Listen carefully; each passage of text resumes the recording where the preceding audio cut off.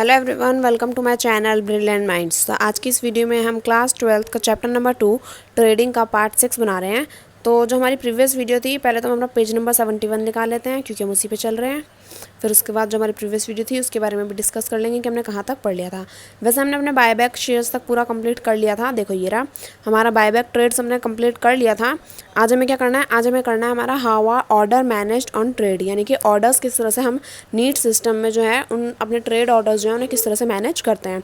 तो ठीक है, हम पढ़ लेते हैं। पहले थोड़ा सा बड़ा कर लेते हैं, जूम हो गया। ठीक है, order management consist of entering orders, order modification, order cancellation and order matching. यानी कि जब हम नीट सिस्टम में अपने ऑर्डर मैनेज करते हैं तो क्या क्या होता है उसमें। ऑर्डर मैनेज में हम अपना एंटरिंग ऑर्डर्स यानी कि ऑर्डर्स को एंट्री करते हैं, ऑर्डर मॉडिफिकेशन ऑर्डर्स की मॉडिफिकेशन करते हैं, या फिर ऑर्डर कैंसिलेशन अपने ऑर्डर्स को कैंसिल अगर हमें करना चाहते हैं तो वो भी कर सकते हैं, और ऑर्डर मैचिंग अपने ऑर्डर को मैच भी करते हैं। तो इस तरह से हम क्या करते हैं, अपने ऑर्डर को मैनेज करते हैं। अब ये हमने नाम तो पढ़ लिया कि हाँ entering order, order modification, order cancellation और ये ऑर्डर मैचिंग, लेकिन ये होता क्या है ये हमें नीचे समझा रखा है। तो देखो ऑर्डर मैनेजमेंट अगर हम समझे, ऑर्डर मैनेज अगर हम समझे तो इसमें क्या है, सिर्फ इतना ही है कि आप किस तरह से अपने ऑर्डर जो आपने ट्रेड ऑर्डर्स दिए हैं उन्हें किस किस तरह से मैनेज करते हो। तो एंटरिंग ऑर्डर से, ऑर्डर मॉडिफिकेशन से, ऑर्डर कैंसिलेशन से और ऑर्डर मैचिंग से। ठीक है, अब हम पढ़ेंगे व्हाट इज एंटरिंग ऑर्डर्स। तो इसे हम पढ़ लेते हैं। तो देखो व्हाट इज एंटरिंग ऑर्डर्स में हमें यहाँ पे दे रखा है, trading member can enter orders in the normal market, ordered market and auction market. A user can place order in any of the above mentioned market by invoking the respective order entry screen. After doing so, the system automatically pick up information from the last invoked screen, example market watch, MEP, OO, SQ and security list. When the user invokes the order enter screen, the fields that are taken as default are symbol, series and book type. In case of other field, the system takes the following defaults: quantity, price, pro, order duration, disclose quantity, participant ID. देखो जब entering orders जब हम करते हैं, यानी कि orders की जो एंट्री जब हम कर रहे होते हैं तो उसमें क्या होता है, देखो अब तीन तरह की मार्केट हैं। ऑर्ड लॉट देखो मैं अपना पेन ले लेती हूँ, उसके बाद मैं आपको अच्छे से समझा पाऊंगी। देखो हमारे पास तीन मार्केट है, normal market, odd lot market और ऑक्शन मार्केट। तो अब देखो इसमें क्या है कि जब भी हमारा यूज़र को क्या करना होता है, एंटरिंग ऑर्डर्स, ऑर्डर का अगर उसे एंट्री करनी है तो क्या करेगा, इन तीनों में से किसी भी एक मार्केट को क्या करता है, चूज़ कर लेता है।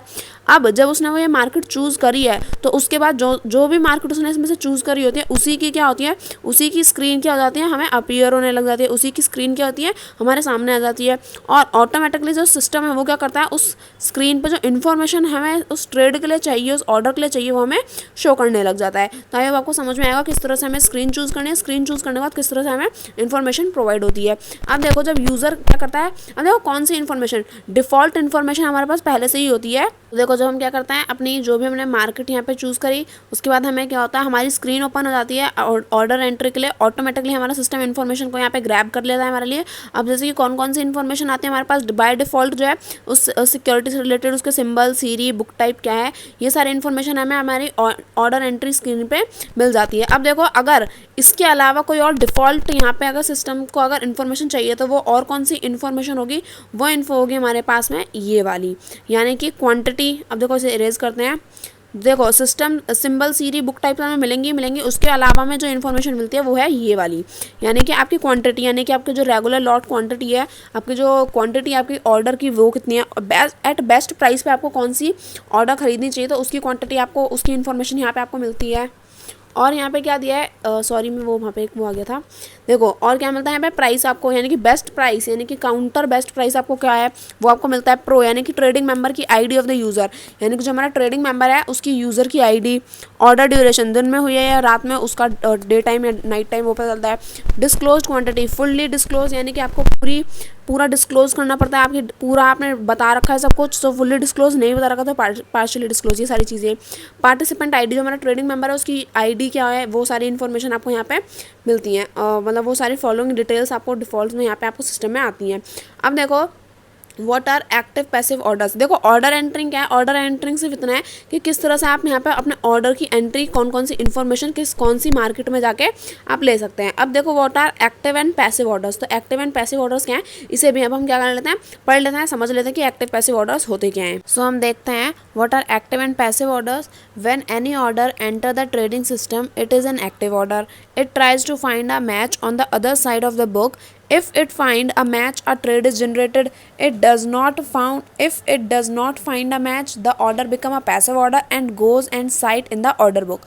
यानी कि अब देखो ऑर्डर यहाँ पे एक्टिव पैसिव ऑर्डर क्या है, देखो जब एक ऑर्डर क्या करता है ट्रेडिंग सिस्टम में एंटर करता है, जब उसने एंटर किया है बस अभी वो ऑर्डर है और उसने अपने ट्रेडिंग सिस्टम में एंटर किया तो वो क्या है हमारा एक्टिव ऑर्डर। अब वो क्या करेगा, वो जो ऑर्डर है अलग अलग ऑर्डर से मैच करके चेक करेगा कि हाँ मेरे जैसा ही क्या करेगा एक मैचिंग का ऑर्डर है, जैसे कि अगर 1000 रुपये में मेरे को अपना ऑर्डर बेचना है तो उसे इसका अपना मैचिंग वाला ऑर्डर देखना पड़ेगा कि 1000 रुपये मुझे खरीदने के लिए कौन तैयार है।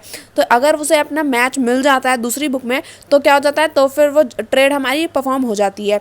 लेकिन अगर वो एक मैच नहीं फाइंड कर पाया, हमारा जो ऑर्डर है वो दूसरा मैच जो है वो फाइंड नहीं कर पाया, तो क्या होगा, तो फिर इसे इरेज करते हैं और फिर मैं बताती हूँ कि क्या होगा। तो फिर जो हमारा ऑर्डर है वो क्या बन जाएगा, हमारा बस पैसिव ऑर्डर बन जाएगा। बस देखो हमने ट्रेड में अपने एंटर किया, हमारा जो ऑर्डर था वो एक्टिव ऑर्डर बन गया। अगर उसे अपना मैच मिल गया तो हमारी ट्रेड कंप्लीट हो जाएगी। लेकिन अगर उसे अपना मैच नहीं मिल पाया, वो अपना मैच फाइंड नहीं कर पाया है ना अपने जैसा, तो फिर वो क्या बन जाएगा, पैसिव ऑर्डर बन जाएगा। दैट्स इट, बस इतना ही है ना। और वो क्या होगा, वो जो हमारा पैसिव ऑर्डर है वो हमारा ऑर्डर बुक में जाके क्या हो जाएगा, वहाँ पे साइट हो जाएगा। अब देखो हम पढ़ लेते हैं व्हाट आर ऑर्डर बुक्स। तो अब यहाँ पे हमने पढ़ा कि वो ऑर्डर बुक में जाके क्या होगा, हमारा पैसिव ऑर्डर चला जाएगा। तो ऑर्डर बुक क्या होती है तो पढ़ लेते हैं। तो what are order books, as and when valid orders are entered and received by the trading system, they are first numbered, time stamped and then scanned for a potential match. This means that each order has a distinctive order number and unique timestamp on it. If a match is not found, then the order are stored in the book as per the price time priority.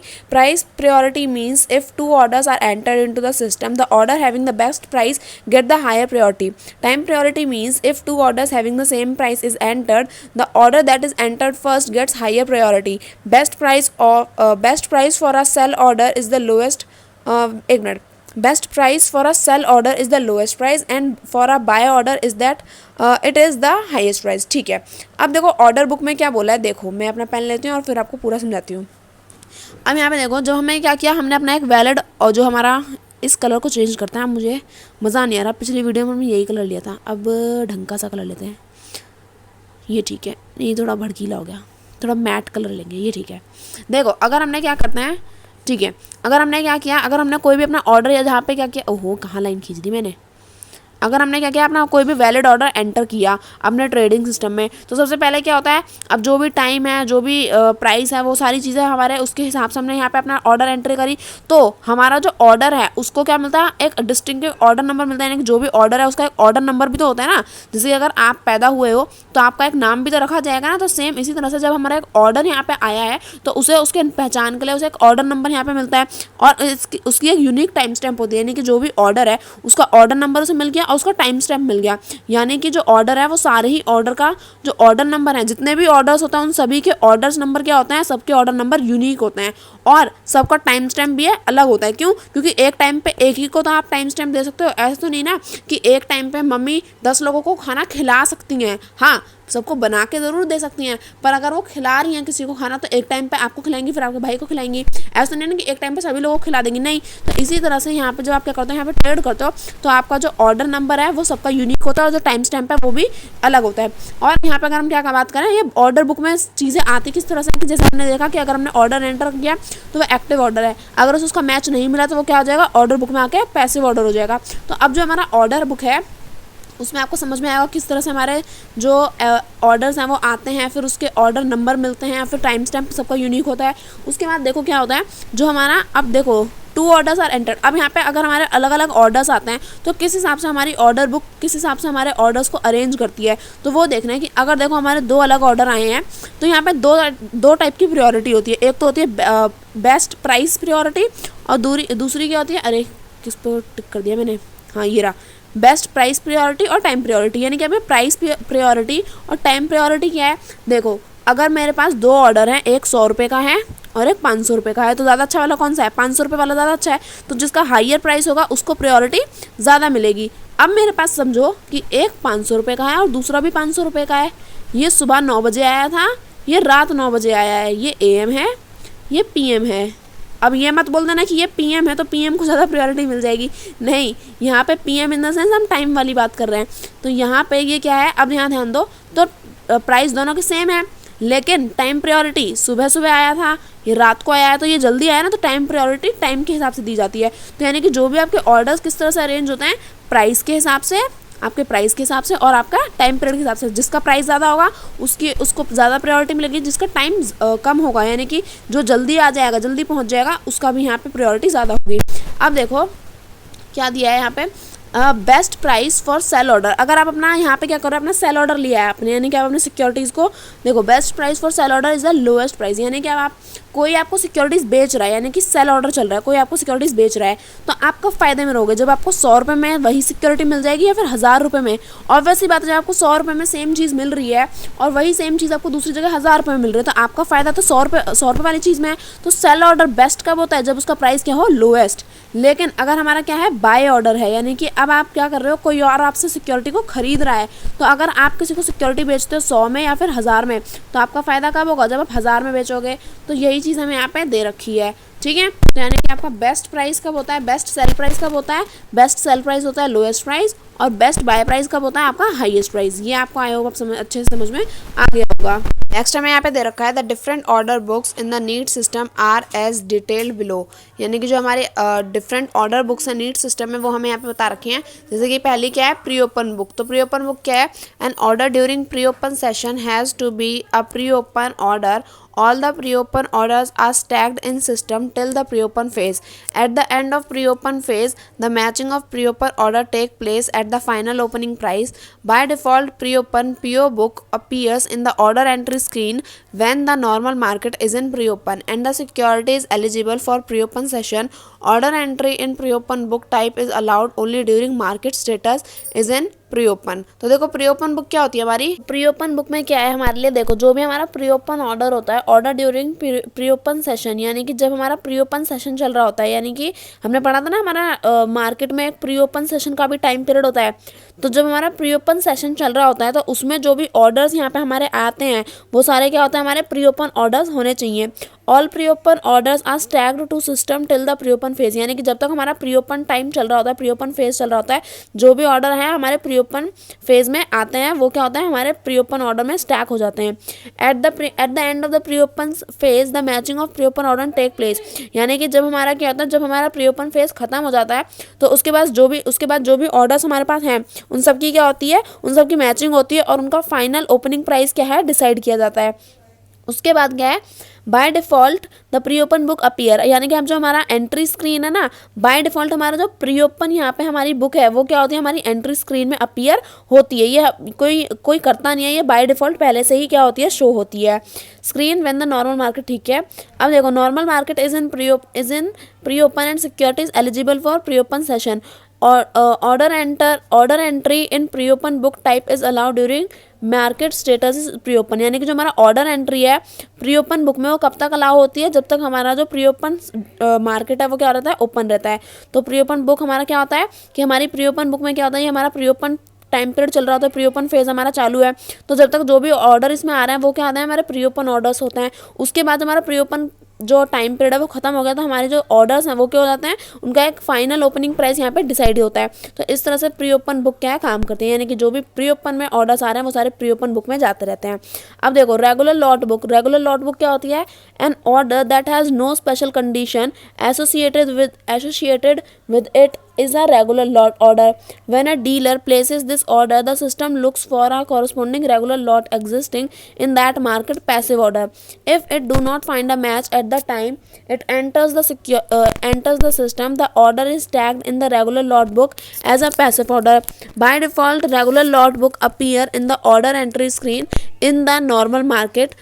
Buyback orders can be placed through the regular lot RL book in the normal market. The member can place a buyback order by specifying buyback odd, यानी कि ORD का मतलब यहाँ पे order, तो buyback order in the client account field in the order entry screen. Such company buyback order will be identified in MBP screen by star और indicator against सच orders. तो देखो हमारा रेगुलर लॉट बुक क्या है, regular lot book होता है हमारा regular lot book क्या होता है, देखो रेगुलर लॉट बुक के साथ में कोई भी यहाँ पे स्पेशल कंडीशन एसोसिएटेड नहीं होती। यानी कि जब हम क्या आता है अपना रेगुलर लॉट ऑर्डर दे रहे हैं तो ऐसा नहीं होना चाहिए कि हमारी सिक्योरिटी इतनी बड़ी है तो इसका इतना प्राइस होना चाहिए, हमारी सिक्योरिटी में ये भी मिलना चाहिए, हमें वो भी मिलना चाहिए अगर हम बेच रहे हैं। तो इस तरह की अलग अलग जो कंडीशंस हैं वो यहाँ पे एसोसिएट नहीं होती हमारे रेगुलर लॉट शेयर में। रेगुलर लॉट ऑर्डर्स में क्या होता है, आपकी एक नॉर्मल सिक्योरिटी है, आप उसे नॉर्मल तरीके से बेच रहे हो विदाउट एनी कंडीशन। तो यहाँ पर रेगुलर लॉट में क्या है, आपकी कोई भी स्पेशल टर्म, कोई भी स्पेशल कंडीशन एसोसिएटेड नहीं होती है। जब एक डीलर क्या करता है, रेगुलर लॉट ऑर्डर को यहाँ पे क्या करता है, प्लेस करता है, तो क्या होता है, regular lot order exist in the market. तो तब क्या होता है, जब हमारे जैसे रेगुलर लॉट ऑर्डर क्या होता है, पहले से ही हमारे मार्केट में एग्जिस्ट करता है, तो वो क्या होगा, हमारे पैसिव ऑर्डर्स। यानी कि अगर देखो जैसे मैच नहीं मिलता तो हमारा वो ऑर्डर क्या है, मार्केट में प्रेजेंट है पहले से ही, तो अब वो पहले से ही है तो इसे क्या होता है, पैसिव ऑर्डर बोलते हैं। तो इसी तरह से जो हमारे रेगुलर लॉट ऑर्डर्स हैं वो क्या होता है, हमारे मार्केट में एग्जिस्ट करते हैं, तो वो क्या होता है, हमारे पैसिव ऑर्डर्स होते हैं। दूसरा अगर हम आगे बात करें तो अब जैसे हमने कोई अपना रेगुलर लॉट ऑर्डर डाला, अगर उसे उसका मैच मिल गया तो ठीक है, वो ट्रेड हो जाएगा। लेकिन अगर उसे भी, अगर रेगुलर लॉट ऑर्डर को भी अपना मैच नहीं मिलता है, अपना जो भी वो ट्रेड कर रहा है, अगर उसे अपना मैचिंग नहीं ऑर्डर मिला, मैचिंग ऑर्डर नहीं मिला, तो क्या होगा, वो ऑर्डर वापस से जाके क्या हो जाएगा, रेगुलर लॉट बुक में जाके सबमिट हो जाएगा, और क्या होगा, वो भी क्या हो जाएगा, हमारा पैसिव ऑर्डर कहलाएगा। यानी कि इसे इरेज करते हैं, वो भी क्या हो जाएगा, हमारा पैसिव ऑर्डर, यानी कि पैसिव रेगुलर लॉट ऑर्डर बन जाएगा। अब by default regular lot book appear in the order entry screen. बिल्कुल हमारे पहले की तरह जो हमारा रेगुलर लॉट ऑर्डर है वो भी क्या है, हमारे ऑर्डर एंट्री स्क्रीन पे अपीयर होता है। और बायबैक ऑर्डर, जो हम बायबैक करते हैं ना, जो कंपनी अपने शेयर्स वापस लेती है अपने इन्वेस्टर से, बायबैक ऑर्डर जो होता है वो भी हम क्या करते हैं, रेगुलर लॉट ऑर्डर के थ्रू हम यहाँ पे कमिट कर सकते हैं। आगे बोला है जो हमारा नॉर्मल मार्केट है, इसे इरेज कर लेते हैं। देखो जो हमारा नॉर्मल मार्केट होता है, the member that place a buyback order by specifying buyback ORD, यानी कि जो भी आदमी हमारा क्या कर रहा है, बायबैक ऑर्डर्स में प्लेस कर रहा है, तो वो बायबैक ORD का मतलब है ऑर्डर, यानी कि वो क्या कर सकता है, इस तरह से हमें बता सकता है कि वो अपने ऑर्डर्स को क्या कर रहा है, बायबैक कर रहा है। आगे क्या बोला है, अब हमारा स्टॉप लॉस बुक बोला है। तो स्टॉप लॉस बुक क्या है, stop loss SL orders are released into the market when the last traded price for that security in the normal market reach or surpasses the triggered price. Before triggering, the order does not participate in matching and the order cannot get traded. Untriggered stop loss order are stacked in the stop loss book. The stop loss order can be either a market order or a limit price order. For buy the SL order, the triggered price has to be less than or equal to the limit price. Similarly, for sell SL order, the triggered price has to be greater than or equal to the limit price. तो stop loss book क्या होती है, stop loss order इसमें हम किस तरह से place करते हैं तो वो हम समझ लेते हैं। स्टॉप लॉस बुक होती है हमारी, तो अगर हम बात करें स्टॉप लॉस बुक की, तो इसमें क्या होता है, ये देखो जो हमारा स्टॉप लॉस ऑर्डर है वो क्या करता है, stop loss order are release in the market when the last traded price for that security in the normal market reaches surpass the triggered price. यानी कि जो हमारा स्टॉप लॉस ऑर्डर होता है, जो भी हमने ऑर्डर प्लेस किया अपने स्टॉप लॉस में, तो उसमें क्या होता है कि अब एक सर्टेन प्राइस है, इस प्राइस तक अगर हमारा ऑर्डर पहुंच जाता है तो ऑटोमेटिकली वो हमारा जो ऑर्डर वो क्या हो जाता है, प्लेस हो जाता है, ट्रेड हो जाता है। तो हम क्या कह सकते हैं कि जो हमारा जो नॉर्मल मार्केट थी उसमें, यहाँ देखो जो हमारा लास्ट ट्रेड हुआ था ना हमारी नॉर्मल मार्केट में, तो उसका जो एक ट्रिगर्ड प्राइस सरपास होता है। यानी कि जो भी एक पर्टिकुलर अमाउंट, फॉर एग्जांपल 1000 रुपये का यहाँ पे एक प्राइस था, अगर ये अमाउंट यहाँ पे हमारा ऑर्डर जो है वो ट्रिगर कर देता है, यानी कि यहाँ तक पहुँच जाता है, तो हमारा जो ऑर्डर है वो क्या होता है, जो पार्टिसिपेंट है उसे फिर वो प्लेस कर देते हैं। तो आई होप आपको समझ में आएगा कि स्टॉप लॉस ऑर्डर क्या है। स्टॉप लॉस ऑर्डर यानी कि आपका ऑर्डर क्या है, एक पर्टिकुलर एक सर्टेन अमाउंट के बाद क्या हो जाता है, ट्रेड हो जाता है, सेल हो जाता है खुद ब खुद ही ऑटोमेटिकली, तो वो क्या हमारा स्टॉप लॉस ऑर्डर आता है, स्टॉप लॉस ऑर्डर में आता है। Untriggered stop loss order are stacked in the stop loss book. यानी कि अब जो हमारे ऑर्डर है उनकी एक सर्टेन प्राइस थी लेकिन वहाँ तक वो पहुँच ही नहीं पाए, तो उन ऑर्डर का क्या होगा, वो ऑर्डर हमारे स्टॉप लॉस बुक में जाके क्या हो जाते हैं, वहाँ पे सबमिट हो जाते हैं। तो स्टॉप लॉस बुक किस काम आती है, स्टॉप लॉस बुक उन स्टॉक्स, उन ऑर्डर्स के लिए काम आती है कि जैसे कि उनका एक सर्टेन प्राइस अगर वो हिट नहीं कर पाए तो वो उसमें जाके जब तक रहते हैं स्टॉप लॉस बुक में। अब stop loss orders can either a market order और अ लिमिट प्राइस ऑर्डर। यानी कि हमारा जो स्टॉप लॉस ऑर्डर है वो हमारा एक मार्केट ऑर्डर भी हो सकता है और एक लिमिट प्राइस ऑर्डर भी हो सकता है। आगे क्या बोला है, for buy SL order the trigger price has to be less than और equal to the limit price.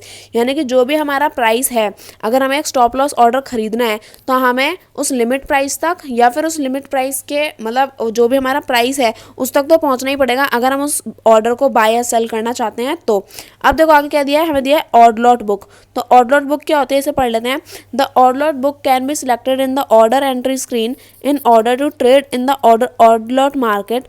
Order matching in this market trade place between two orders on the basis of quantity and price. To enter order in the odd lot market selected the book type as OL। यानी कि देखो odd lot book यानी कि हमारी odd lot market की बात चल रही है, तो जब भी हम ऑड लॉट बुक की बात करते हैं, अगर हमें अपने ऑड लॉट ट्रेड्स अपने ऑड लॉट ऑर्डर्स को ट्रेड करना है तो हमें अपनी मार्केट सेलेक्ट करनी पड़ती है OL, यानी कि ऑड लॉट मार्केट को हमें क्या करना पड़ता है, सबसे पहले सेलेक्ट करना पड़ता है। अपनी बुक टाइप क्या होनी चाहिए, हमारी OL होनी चाहिए। उसी के बाद हमें अपनी OL यानी कि ऑड लॉट मार्केट से रिलेटेड इन्फॉर्मेशन हमें अपनी स्क्रीन पे प्रोवाइड होंगी। तो अगर हमें ऑड लॉट बुक में यहाँ पे ट्रेड करना है तो क्या करेंगे, ऑड लॉट बुक में ट्रेड करने के लिए हमें ऑड लॉट मार्केट का होना बहुत ज़्यादा ज़रूरी है, और बुक टाइप क्या होनी चाहिए, हमारी OL होनी चाहिए। दूसरी चीज़ हमें बोली है odd lot book can be selected in the order entry screen, यानी कि जो हमारी ऑड लॉट बुक है उसे हम ऑर्डर एंट्री स्क्रीन में क्या कर सकते हैं, सिलेक्ट कर सकते हैं। Order entry screen in order to trade in odd lot market, order matching in this market take place between two orders on the basis of quantity। तो जब हम ऑड लॉट बुक में अपनी ऑर्डर्स को trade कर रहे होते हैं तो यहाँ पे ऑर्डर किस तरह से मैच किए जाते हैं, जो भी हमारी दो ऑर्डर्स होते हैं उनकी क्वांटिटी और उनके प्राइस पे बेस्ड हम क्या करते हैं, ऑर्डर्स में मैचिंग करते हैं।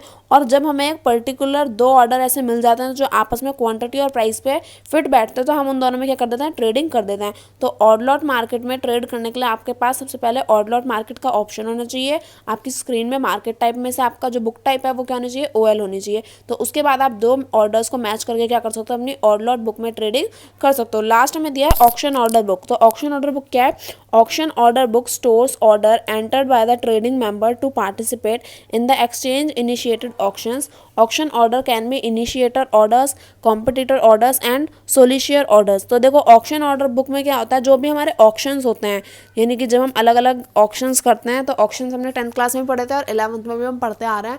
तो जब हम क्या करते हैं अपनी ऑक्शन ऑर्डर बुक्स में जो भी हमारे अलग अलग ऑर्डर जो हमारे इन्वेस्टर्स या फिर यूजर्स क्या करते हैं, ऑक्शंस लगाते हैं, तो उसके बाद जो भी हमारी ट्रेडिंग हमारे जो ट्रेडिंग मेंबर्स या फिर जो पार्टिसिपेंट होते हैं जो एक्सचेंज में करते हैं वो हमारे ऑक्शन ऑर्डर बुक्स के अंदर आते हैं। तो जो हमारे अलग अलग ऑक्शन ऑर्डर्स हैं तो वो हमारे इनिशिएटर ऑर्डर्स, कंपिटिटर ऑर्डर्स और सोलिशियर ऑर्डर्स हो सकते हैं। तो ऑक्शन ऑर्डर में क्या होता है, जो हमारे अलग ट्रेडिंग पार्टिसिपेंट्स हैं या फिर जो ट्रेडिंग मेंबर्स हैं जो ऑक्शन करते हैं तो वो किस में आता है, हमारा ऑक्शन ऑर्डर बुक में स्टोर होते हैं। तो इस तरह से हमारे जो भी अलग अलग बुक ऑर्डर्स थे वो हमने कंप्लीट कर लिए। अब देखो हमारा आज का नेक्स्ट टॉपिक क्या है, what is symbol and series in relation to securities. तो जो सिंबल और सीरीज हम इतनी देर से पढ़ते आ रहे हैं तो उनका रिलेशन क्या है सिक्योरिटी मार्केट में। तो देखो अब क्या है, security can be taken as default value from the order entry screen from any of the inquiry screen such as MBP, OOPT, AL, MI and SQ। In case the security is not set up in the market watch screen, the security list can also be used to take the codes as default values। Order entry in a security is not possible if that security is suspended from trading। Example, if a security is suspended in the normal market, a message security suspended in the normal market is displayed on the order entry screen। The label suspended is also displayed in the market watch screen for setup security। तो देखो जो हमारे अलग अलग symbol और series है, अब ये MBP, OOPT, AL, MI and SQ इन सभी की फुल फॉर्म जो है आपको फर्स्ट पेज पे ही प्रोवाइडेड है। तो अब हम यहाँ पे देखें securities can be taken as default. अब देखो हाँ, ये जो फुल फॉर्म है वो आपकी फर्स्ट पेज पे आपको दे रखी है तो आपको खुद ही पढ़नी है, मैं नहीं बताने वाली क्योंकि फुल फॉर्म मैंने आपको शुरू से ही बता रखी है। ये फुल फॉर्म आप फर्स्ट पेज पे जाके खुद ही देख सकते हैं।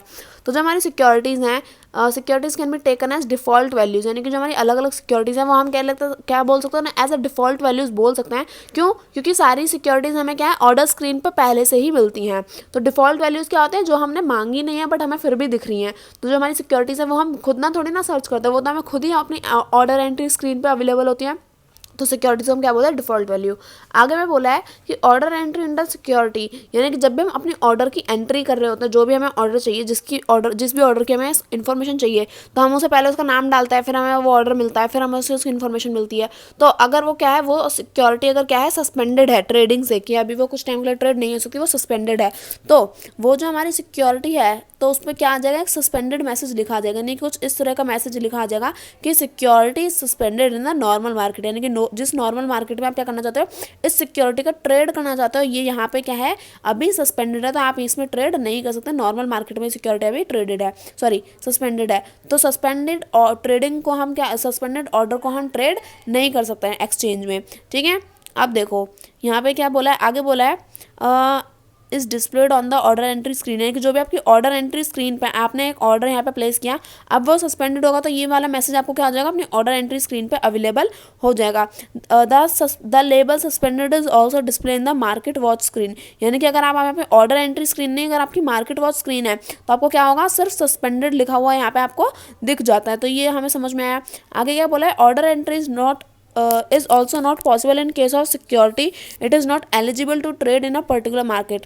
Example, if a security is not eligible to trade in the normal market, a message security is not allowed to trade in the normal market display on the order screen. In case the user type the symbol series incorrectly, a message invalid symbol series is displayed on the screen. तो देखो यहाँ क्या बोला है, इसका colour change करते हैं हम, ठीक है।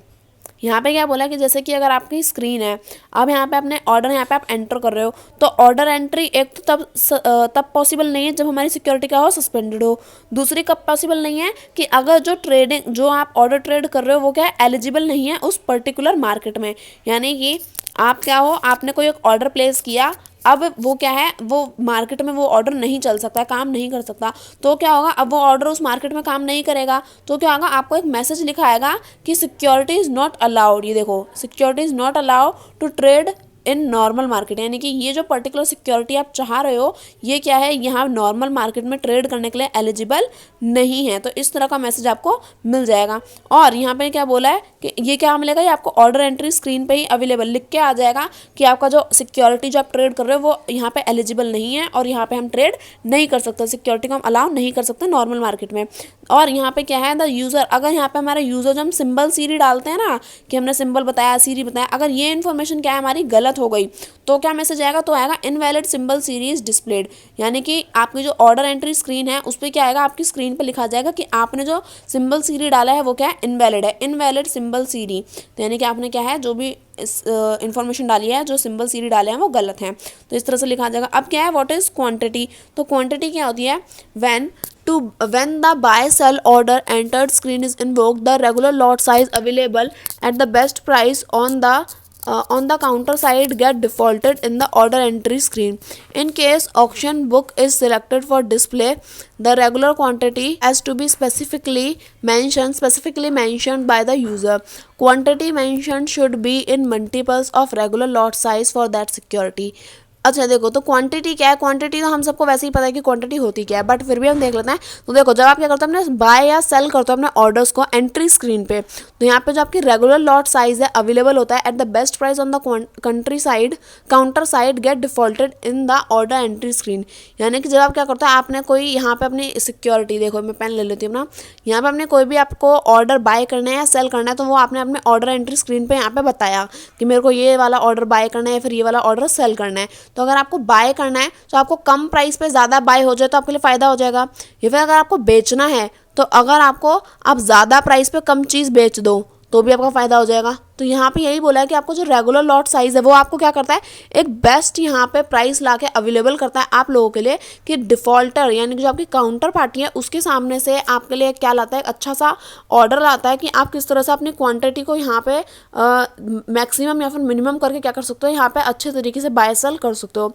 सो in case of auction book is selected for display, the quantity has to be specifically mention, यानी कि अगर आपने क्या किया, ऑक्शन बुक यानी कि ऑक्शन मार्केट यहाँ पे आपने सेलेक्ट करी, और ऑक्शन बुक में अगर आप क्या कर रहे हो, यहाँ पे अपना क्वांटिटी बाय सेल कर रहे हो, तो यहाँ पे आपको क्या करना पड़ेगा, अपने यूज़र को, इसे रेज करते हैं, आपको अपने यूज़र को मेंशन करना पड़ेगा स्पेसिफिकली कि आपकी कितनी क्वांटिटी में, आपकी क्वांटिटी क्या है और आप कितने क्वांटिटी मतलब कितने प्राइस पे इस क्वांटिटी को मैं बेच रहे हो, है ना।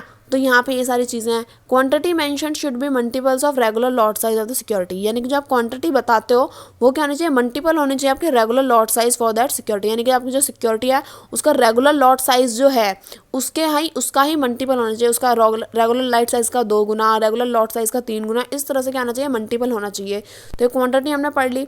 अब देखो आगे कह दिया व्हाट इज क्वांटिटी फ्रीज। तो ये क्वांटिटी फ्रीज क्या होती है, all orders with very large quantity will receive quantity alert eight member terminal, यानी कि जो ऑर्डर्स की क्वांटिटी क्या है बहुत बड़ी होती है, यानी कि बहुत ज़्यादा लार्ज अमाउंट में हमारे ऑर्डर्स होते हैं, तो उनके पास क्या होता है, एक यहाँ पे एक मैसेज रिसीव होता है, उनके लिए एक यहाँ पे नोटिफिकेशन उन्हें क्या मिलती है, एक नोटिफिकेशन अलर्ट मिलता है, क्वांटिटी अलर्ट मिलता है कि आपकी क्वांटिटी क्या है, बहुत ज़्यादा बड़ी है।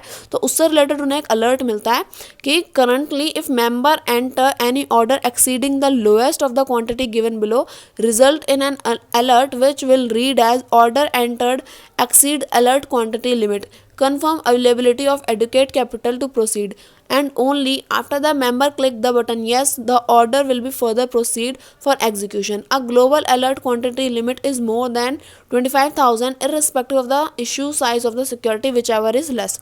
तो यहाँ ऑर्डर क्वांटिटी यानी कि हमारी क्वांटिटी फ्रीज की इसमें क्या बात करी गई है कि यहाँ पे आपकी एक क्वांटिटी, आपके कोई भी आपकी सिक्योरिटी है जिसमें आप क्या कर रहे हो, ट्रेड कर रहे हो।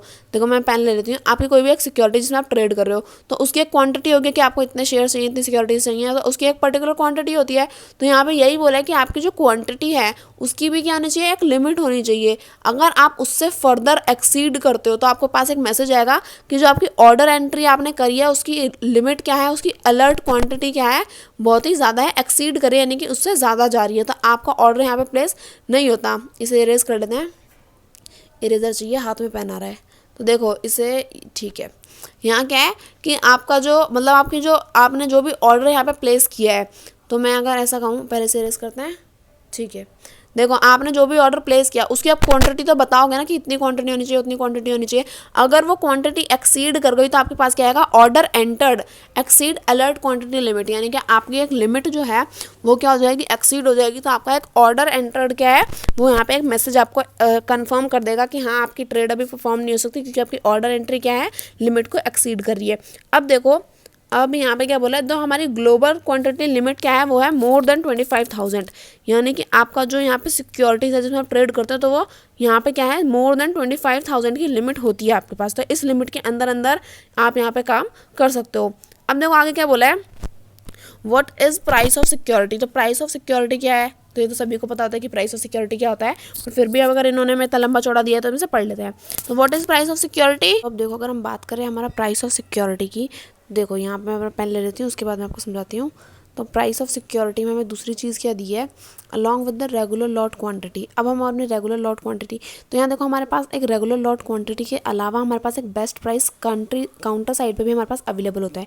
यानी कि अब एक अकेले हम तो है नहीं जो इन्वेस्टमेंट कर रहे हैं, हमारी काउंटर साइड पे भी लोग बैठे हैं। अब ये हमारी सिक्योरिटीज़ है अलग अलग, हम जो अपनी सिक्योरिटीज़ बेचना चाहते हैं, लेकिन यहाँ पर भी हमारे पास अलग अलग मैचिंग्स है कि हाँ हमारी इस सिक्योरिटी के लिए बेस्ट प्राइस ये हो सकता है, हमारी इस सिक्योरिटी के लिए बेस्ट प्राइस हमारा ये वाला हो सकता है। तो इस तरह से तो यहाँ पे जब हम क्या करते हैं, अपनी ट्रेडिंग करते हैं, तो प्राइस ऑफ सिक्योरिटी किस तरह से हम यहाँ पे डिसाइड करते हैं।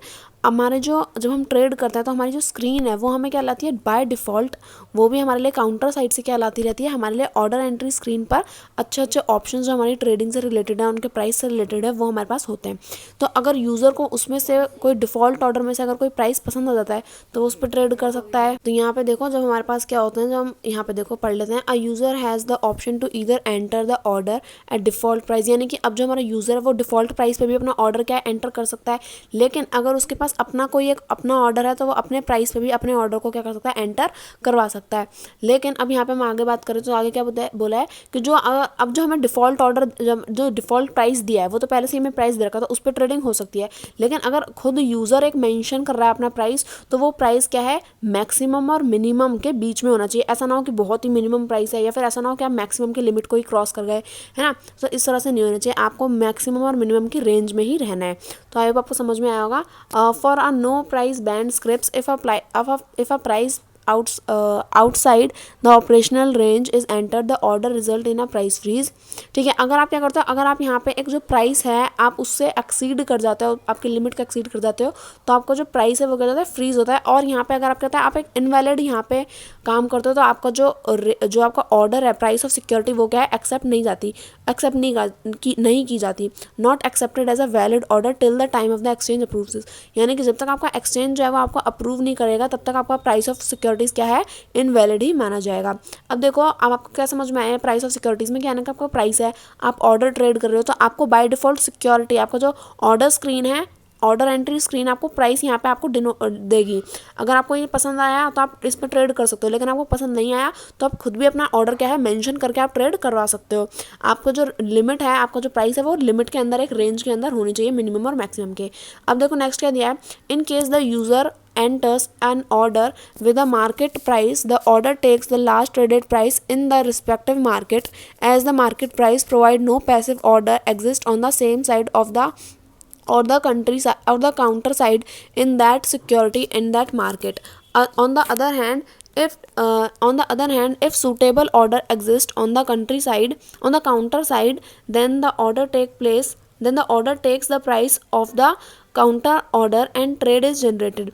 If an order exists on the same side but no order exists on the counter side, then the order takes the price of the best order on that side and is tagged immediately below it. If the security has never been traded, then the market order takes the value of the base price and sits in the book as a passive order.